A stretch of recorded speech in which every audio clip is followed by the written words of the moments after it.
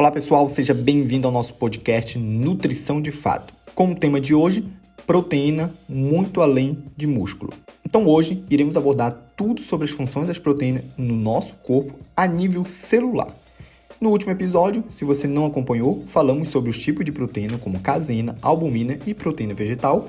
Se ainda não acompanhou, é só voltar um episódio anterior que você ficará por dentro do assunto. Para você que não me conhece, me chamo Rômulo Monteiro, sou nutricionista, pós-graduado em nutrição clínica, nutrição esportiva, fitoterapia e nutrição comportamental. Então iremos bater hoje um bate-papo sobre as funções das proteínas a nível celular. Então as proteínas determinam a forma e a estrutura das células e coordenam quase todos os processos vitais. Então as funções das proteínas são específicas a cada uma delas e permitem também às células a manter a sua integridade. Ajuda também a defender-se de agentes externos, reparar danos, controlar e regular funções celulares, dentre outras funções que iremos ver a seguir.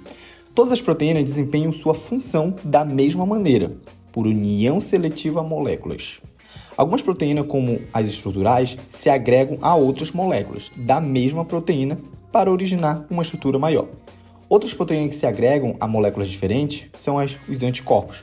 Os anticorpos se unem aos antígenos específicos, a hemoglobina ao oxigênio, as enzimas a seu substrato, os reguladores de expressão gênica ao DNA, os hormônios ao seu receptor específico, e dentre outros. Então, a seguir, iremos relacionar aqui alguns exemplos de proteína e as suas funções que elas desempenham. A primeira função que iremos falar aqui é sobre a função estrutural. Então, algumas proteínas constituem as estruturas celulares. Por exemplo, certas glicoproteínas fazem parte das membranas celulares e atuam como receptores ou facilitam o transporte de substâncias. Glicoproteínas, o nome já diz, são proteínas. A seguir, temos as histonas. Então, as histonas, que é um tipo de proteína também, fazem parte dos cromossomos, auxiliando espacialmente o enrolamento do DNA, que são os genes. Outras proteínas conferem também elasticidade e resistência a órgãos e tecido. Por exemplo, o colágeno, que é uma proteína. Esse colágeno também no tecido conjuntivo fibroso, tá? E também temos a elastina, que está também no tecido conjuntivo elástico. Temos também uma proteína chamada queratina, que ela está presente na epiderme. As aranhas e os bichos de seda produzem fibroína, que é um tipo de proteína, para fabricar as teias de aranha e os casulos de seda. Então, temos em seguida proteínas com função reguladora do metabolismo ou função hormonal. Alguns hormônios são de natureza proteica, por exemplo, a insulina e o glucagon. Esses dois hormônios regulam os níveis de glicose no sangue. Um eleva e o outro tira, tá? Também temos outros exemplos, como o hormônio secretado pela hipófise, como o hormônio do crescimento, o famoso GH. Também temos outros tipos de proteína, que são derivados de hormônios, como a calcitonina, que regula o metabolismo do cálcio. Também temos proteínas que fazem uma função da regulação da expressão gênica. Então, algumas proteínas regulam a expressão de certos genes, como os fatores de transcrição e de tradução. E outras regulam a divisão celular, como a ciclina.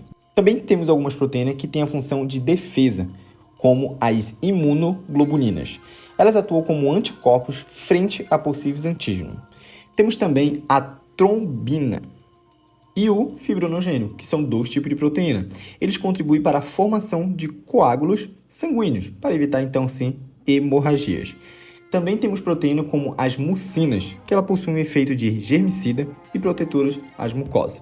Algumas toxinas bacterianas, como a toxina botulínica, que é bem famosa, produzida por Clostridium botulinum, causadora do botulismo, também é um tipo de proteína, seria a toxina botulínica. Os venenos de cobra também são proteínas, tá? Produzidas com o objetivo de defesa. Também temos proteínas com a função de transporte, por exemplo, a hemoglobina, que transporta o oxigênio no sangue dos vertebrados. Também temos a hemocianina, que transporta o oxigênio no sangue dos invertebrados. E também temos a mioglobina, que também transporta oxigênio para os músculos. Também temos umas proteínas chamadas lipoproteínas, que transportam lipídio para o sangue. Também temos um tipo de proteína chamado citocromos, que transportam elétrons. E também temos proteínas que com função contrátil. Por exemplo, uma bem famosa é a actina e a miosina. Então, elas constituem os miofibrilas, tá? Responsável pela contração muscular. Também temos uma proteína contrátil que se chama dineína, está relacionado com o movimento de cílios e flagelos.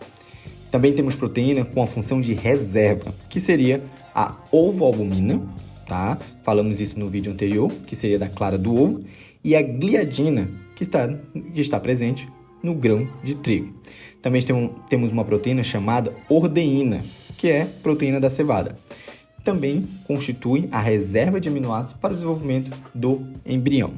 Também temos uma proteína chamada lactoalbumina, que também falamos no episódio anterior, que seria do leite e a fonte, que é fonte de aminoácido para mamíferos. E por fim, tão menos importante, temos proteína com a função enzimática, tá?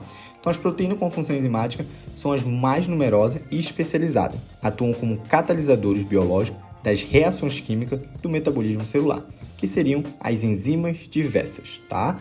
Então enzimas nada mais é que uma proteína. Então concluímos que as proteínas são muito importantes para o bom funcionamento do corpo humano e que vai muito além de músculo. E assim terminamos mais um episódio sobre proteínas muito além dos músculos. Espero que você tenha compreendido a importância das proteínas. Agradecemos a você que nos acompanhou até aqui. Espero que tenha aprendido mais sobre a nossa queridinha proteína.